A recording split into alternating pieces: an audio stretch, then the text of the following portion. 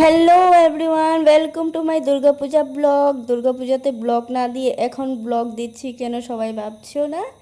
ঠিক ভাবছো, কিন্তু কি করব বলো তো, দুর্গাপূজার ফুর্তি আনন্দ, এদিকে যাব ওদিকে যাব, তাতে অনেক অনেক ব্যস্ত ছিলাম। কি কোন দিকে কোন ভিডিওটা পড়ে আছে জানি না। আজকে দুর্গাপুজোও গেল, লক্ষ্মী পূজাও গেল, দুয়ারের পাশে বসে বসে মোবাইল ঘাঁটছি, ঘেটে ঘেটে দেখছি এই ভিডিওটা অনেক সুন্দর হয়েছে তাই দিলাম। এই ভিডিওটা করেছে আমার পুচকুসোনা। পুচকা যে এত সুন্দর ভিডিওটা করে রেখেছে আমি দেখিয়ে নাই, আজকে দেখলাম। কারণ আজকে তো করার কিছু নাই, ঘোরারও নাই। দুর্গাপূজাও চলে গেল, লক্ষ্মী পুজোও গেল, আজকে লক্ষ্মী পূজার পরের দিন। আর আজকে আমি ভিডিওটা দেখছি, তার জন্য ভাবছি আমার দুর্গাপূজার ব্লগটা একটুখানি সবার সাথে শেয়ার করি। আমার তো দুর্গাপূজা অনেক সুন্দর কাটলো। আর তোমরা পূজাতে কি কি মজা করেছো অবশ্যই কমেন্টে জানাবে, কারণ আমারও জেনে খুব ভালো লাগবে। আর এটা ছিল আমার নবমীর লুক, পরের দিনেই ছিল দশমী।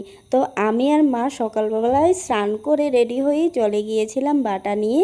আর এখানে এসে দেখি এখানের নিয়ম অনেকটা ভিন্ন। আমাদের গ্রাম বাড়িতে যেভাবে অঞ্জলি নেওয়া হয়, যজ্ঞ হয়, যজ্ঞতে নারকেল দেওয়া হয়, তেরুমটা এখানে কিছুই দেখলাম না। সোজা ভোগটা নিল আর পুজো করে করে দিয়ে দিল। আর এদিকে যজ্ঞ হওয়ার আগে গিয়েই সবাইকে কিন্তু প্রসাদও দিয়ে দিল। যেহেতু আমাদের নিয়মটা অনেকটা ভিন্ন, তার জন্য আমাদের নিয়মের সঙ্গে একটু মিলল না। এখানে ছিল অ্যাসামিস কমিটির থেকে পূজা, তার জন্য তাদের নিয়ম অনুসারে অনেক সুন্দর হয়েছিল। আর আমাদের নিয়ম অনুসারে অনেকটা জিনিস মিসিং ছিল। যাই হোক, তবেও দুর্গাপূজাটা অনেক সুন্দর হয়েছিল এখানে। আর এখানে কিন্তু সবাইকে অনেক আদর যত্ন করা হয়, চা মিষ্টি সব কিছু দেওয়া হয়। যেহেতু আমরা উপোস ছিলাম, আমরা নিতে পারলাম না, খেতে পারলাম না, এটা হলো আলাদা কথা। কিন্তু এখানে আমাদের যোনটা নীতি নিয়ম সেটা কিন্তু অনেকটা ভিন্ন, তাও অনেক ভালো লেগেছে। আর আমি আর মা এখানেই বাটা দিতে এসেছিলাম, আর কেউ আসে নাই, তাই আমার পুচকাকে সঙ্গে নিয়ে এসেছিলাম। আর পুচকাই ভিডিওটা অনেক সুন্দর করে করেছে। আর সবার লক্ষ্মী পূজাও কীভাবে গেল এটাও বলে যেও। আজকে তো কোনো কিছু নাই, লক্ষ্মী পুজো দুর্গা পুজো সব কিছুই চলে গেল। তার জন্য একটুখানি টাইম পেয়েছি এই ভিডিওটা দেখার জন্য, দেওয়ার জন্য।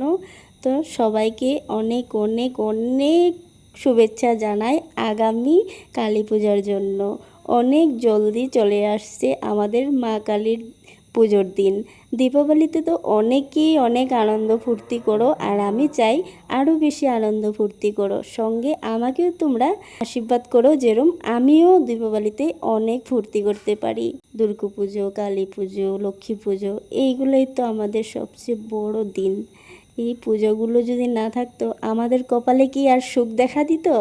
এই পূজাতেই আমরা যত আনন্দ ফুর্তি করার করি। তার জন্যই আমি শুভেচ্ছা জানাই আগামী দীপাবলির জন্য। সবাই যেন দীপাবলিতে অনেক ফুর্তি করো,